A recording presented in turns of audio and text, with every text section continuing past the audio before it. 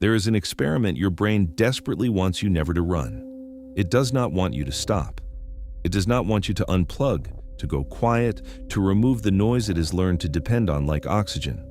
Because the moment you do, the moment you introduce true, sustained silence into a mind that has been saturated with stimulation for decades, something begins to happen that cannot be undone. Something that the neuroscience confirms and that the ancient Stoics understood long before the first brain scanner ever existed. What happens is not rest. What happens is not peace, at least not immediately. What happens is a reckoning. Marcus Aurelius did not have the language of modern neuroscience. He did not speak of default mode networks or cortisol regulation or neuroplasticity. But he wrote in the private pages of his meditations with a precision about the interior life that most neuroscientists today would recognize immediately. He wrote that you have power over your mind, not outside events.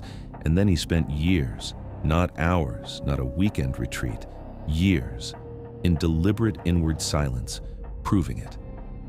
The Stoic practice was not philosophical in a casual sense. It was rigorous. It was daily. It was the systematic withdrawal of attention from the noise of the external world and the radical redirection of that attention inward. And what Aurelius discovered in that silence is precisely what the modern mind is most afraid to find. In the first day of sustained silence, the brain does not relax. This is the first thing you need to understand, because most people who attempt silence expect immediate calm, and when it does not arrive, they believe something is wrong with them. Nothing is wrong. The brain is simply doing what it has been conditioned to do. It is reaching for the next notification, the next conversation, the next piece of incoming data it can process and react to. The restlessness you feel on day one is not weakness, it is withdrawal. Your nervous system has been running on chronic low-grade stimulation for so long that the absence of it feels like a threat. Aurelius described this in his own language. He wrote about the pulling of strings, the way external impressions constantly tug at the mind, demanding judgment, demanding reaction, demanding that you abandon your interior position and rush outward to meet whatever is happening. Stoic discipline, in his framework, was the practice of noticing that pulling and not moving, of standing still inside yourself while everything outside continued to demand your attention. By day 2, the pull begins to change. The brain, receiving no new external data to process, starts to turn inward. This is where the Stoic philosophy becomes neuroscience without meaning to. What researchers have documented in extended silence studies is a dramatic increase in default mode network activity, the part of the brain responsible for self-referential thought, autobiographical memory, and what psychologists call mental time travel. The brain begins to process the backlog, the unfinished emotional loops, the decisions that were buried under busyness, the grief, the unresolved tension, the creative ideas that never had space to fully form. All of it begins to surface. Aurelius called this the inner citadel. He believed that every human being possessed a sovereign interior space, a place inside the self that external events could not penetrate unless you allowed them to. But he also understood that reaching that citadel required passing through everything you had stored outside its walls. The silence does not begin with clarity. It begins with confrontation. Day 3 is where most people quit, and it is precisely the worst moment to do so. Because what neuroscience shows, and what Stoic practitioners recorded across centuries of disciplined introspection, is that day 3 is the threshold. The cortisol that the body produces in response to stimulation withdrawal begins to normalize.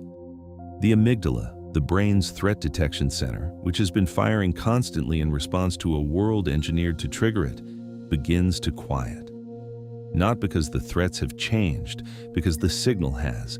The brain is beginning to understand that the silence is not an emergency. It is an environment. By day 4 and 5, something begins to emerge that has no perfect name in modern psychology, but that Aurelius described with complete confidence. He called it logos, the rational ordering principle of the mind that becomes accessible only when the noise of appetite, opinion, and reaction has been cleared away.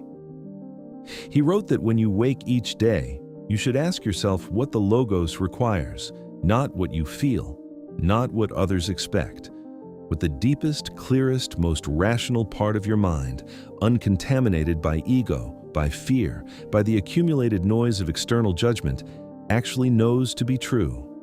Modern research calls it insight, elevated activity in the prefrontal cortex, enhanced connectivity between regions of the brain that are typically fragmented by multitasking and chronic stress. Measurable increases in creative problem-solving, emotional regulation, and what researchers describe as metacognitive clarity, the ability to observe your own thinking rather than simply being swept along inside it. This is the Stoic project. This is what 7 days of silence is actually building. Not relaxation, not escape, sovereignty. The slow, deliberate reconstruction of the self as the one who watches the thoughts, rather than the one who is controlled by them.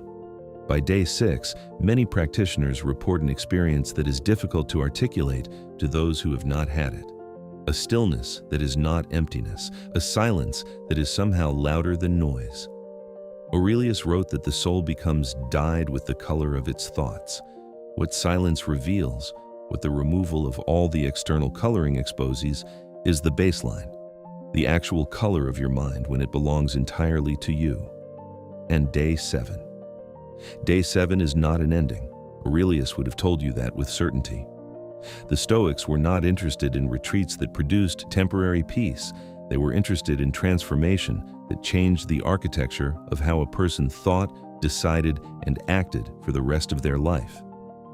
7 days of silence practiced with Stoic intention is not a detox. It is a recalibration. It is the moment when the mind that has been scattered across 10,000 external demands finally locates itself, finally remembers, in a cellular and neurological sense, what it is capable of when it is not constantly at war with distraction. What you bring back from 7 days of silence is not something you can fully explain to the people in your life who have never done it. The quiet is now inside you. The Citadel is no longer a concept.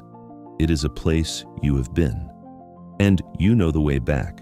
Marcus Aurelius did not write his meditations for publication. He wrote them as private dispatches from a mind at war with noise and winning. He wrote them as evidence that the interior life, cultivated in silence, is the only life that cannot be taken from you. The question is not whether you believe him. The question is whether you are ready to find out for yourself.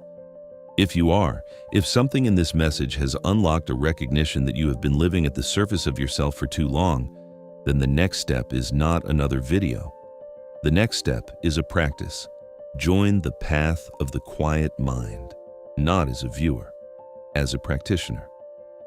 This is a space built for the rare individual who is done being managed by noise and ready to build the kind of interior sovereignty that changes everything that comes after. The brain you have in 7 days of true silence is not the brain you have today.